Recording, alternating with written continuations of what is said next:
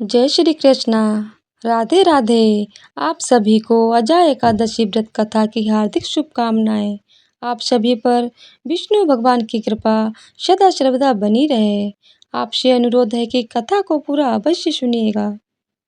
तो आइए शुरू करते हैं अजय एकादशी व्रत कथा।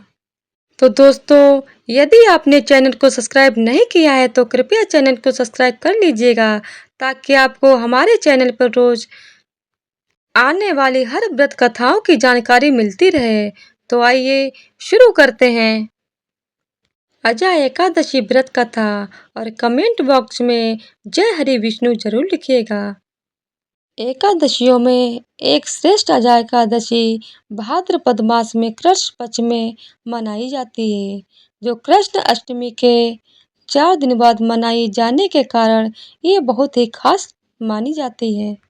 व्रतराज ग्रंथ के अनुसार भादो मास की कृष्ण पक्ष की एकादशी तिथि को अजय एकादशी का व्रत रखा जाता है। सभी एकादशियों की तरह यह एकादशी भी भगवान विष्णु को समर्पित है। सनातन धर्म में अजय एकादशी का विशेष महत्व है।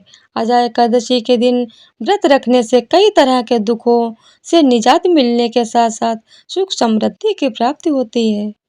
कहते हैं, जो साधक साधिका सच्चे मन से इस एकादशी को करता है उसे अश्वमेध यज्ञ के बराबर फल प्राप्त होता है। तो आइए जानते हैं अजय एकादशी व्रत की कथा। युधिष्ठिर ने कहा, हे पुंडरीकाक्ष, मैंने श्रावण शुक्ल एकादशी अर्थात पुत्रदा एकादशी का सविस्तार वर्णन सुना है। अब आप कृपया करके मुझे भाद्रपद माह के कृष्ण पक्ष की एकादशी के विषय में बताइए। इस एकादशी का नाम क्या है और इसके व्रत का क्या विधान है? इसका व्रत करने से किस फल की प्राप्ति होती है? श्री कृष्ण ने कहा, हे कुंती पुत्र, भाद्रपद माह के कृष्ण पक्ष की एकादशी को अजय एकादशी कहते हैं। इसका व्रत करने से सभी पाप नष्ट हो जाते हैं और इस लोक और परलोक में मदद करने वाली इस एकादशी व्रत के समान संसार में दूसरा कोई व्रत नहीं है। अब ध्यान पूर्वक इस एकादशी का महात्म्य श्रवण करो। पौराणिक काल में भगवान श्री राम के वंश में अयोध्या नगरी में एक चक्रवर्ती राजा हरिश्चंद्र नाम के एक राजा हुआ करते थे। राजा अपनी सत्यनिष्ठा और ईमानदारी के लिए प्रसिद्ध थे। एक बार देवताओं ने उनकी परीक्षा लेने के लिए एक योजना बनाई। राजा ने स्वप्न में देखा कि ऋषि विश्वामित्र को उन्होंने अपना राजपाट दान कर दिया है। सुबह विश्वामित्र वास्तव में उनके द्वार पर आकर कहने लगे, तुमने स्वप्न में मुझे अपना राज्य दान कर दिया है। राजा ने सत्यनिष्ठ का व्रत का पालन करते हुए संपूर्ण राज्य विश्वामित्र को सौंप दिया। दान के लिए दक्षिणा चुकाने हेतु राजा हरिश्चंद्र को पूर्व जन्म के कर्म फल के कारण पत्नी, बेटा एवं खुद को बेचना पड़ा। हरिश्चंद्र को एक डोम ने खरीद लिया, जो शमशान भूमि में लोगों के दाह संस्कार का काम करवाता था। स्वयं वह एक चांडाल का दास बन गए। उसने उस चांडाल के यहाँ कफन लेने का काम शुरू किया, किंतु उसने इस आपत्ति के काम में भी सत्य का साथ नहीं छोड़ा। जब इसी प्रकार उसे कई वर्ष बीत गए तो उसे अपने इस नीच कर्म पर बड़ा दुख हुआ और वह इससे मुक्त होने का उपाय खोजने लगे। वह सदैव इसी चिंता में रहने लगे कि मैं क्या करूं, किस प्रकार इस नीच कर्म से मुक्ति पाऊं। एक बार की बात है, वह इसी चिंता में बैठे थे कि गौतम ऋषि उनके पास पहुंचे। हरिश्चंद्र ने उन्हें प्रणाम किया और अपने दुख भरी कथा सुनाने लगे। राजा हरिश्चंद्र की दुख भरी कहानी सुनकर महर्षि गौतम भी अत्यंत दुखी हुए और उन्होंने राजा से कहा, हे राजन, भादव माह के कृष्ण पक्ष की एकादशी का नाम अजा है।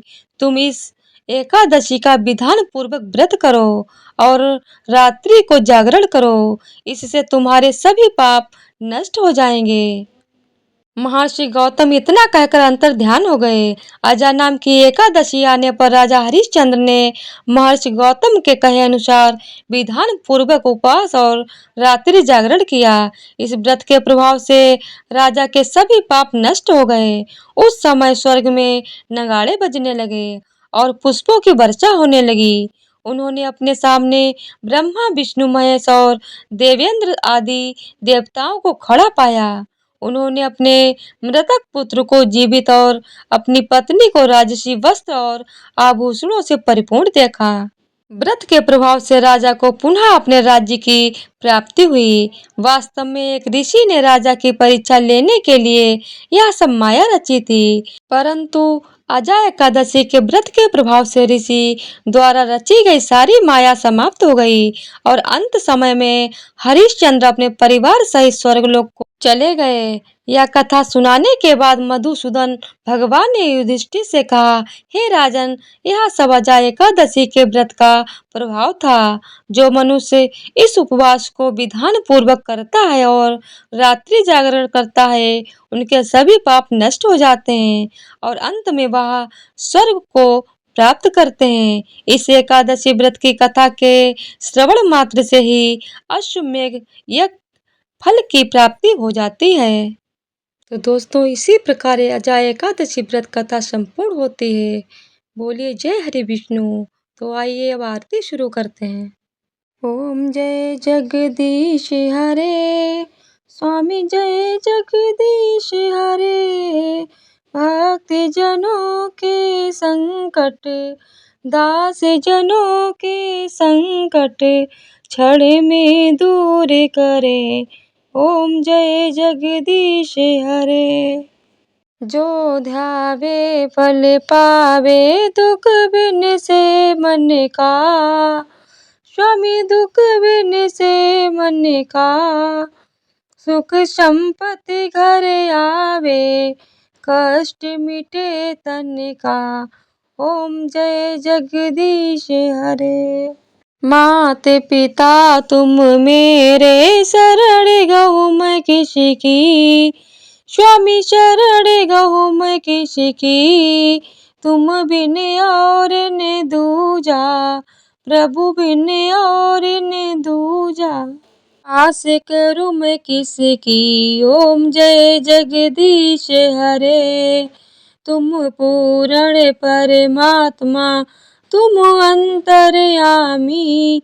स्वामी तुम अंतर्यामी, पार ब्रह्म परमेश्वर। पार ब्रह्म परमेश्वर, तुम सबके स्वामी। ओम जय जगदीश हरे। तुम करुणा के सागर, तुम पालन करता। स्वामी तुम पालन करता। मैं मूर्ख खल कामी, मैं मूर्ख खल कामी, कृपा करो भरता।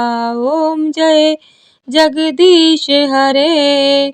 तुम हो एक अगोचर, सबके प्राणपति। स्वामी सबके प्राणपति, किस विधि मिलूं दयामय, किस विधि मिलूं दयामय, तुमको मैं कुमति।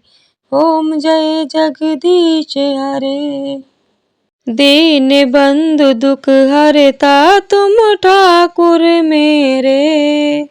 स्वामी तुम रक्षक मेरे, अपने हाथ उठाओ, अपनी शरण लगाओ, द्वार पड़ा मैं तेरे। ओम जय जगदीश हरे। विषय विकार मिटाओ, पाप हरो देवा। स्वामी पाप हरो देवा, श्रद्धा भक्ति बढ़ाओ, श्रद्धा प्रेम बढ़ाओ, संतन की सेवा। ओम जय जगदीश हरे।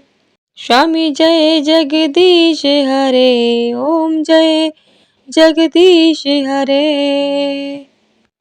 तो इसी प्रकार अजा एकादशी व्रत कथा आरती संपन्न होती है। तो बोलिए जय श्री विष्णु। तो आज की वीडियो अगर आप लोगों को पसंद आई हो तो वीडियो को लाइक, शेयर और चैनल को सब्सक्राइब कर दीजिएगा। धन्यवाद।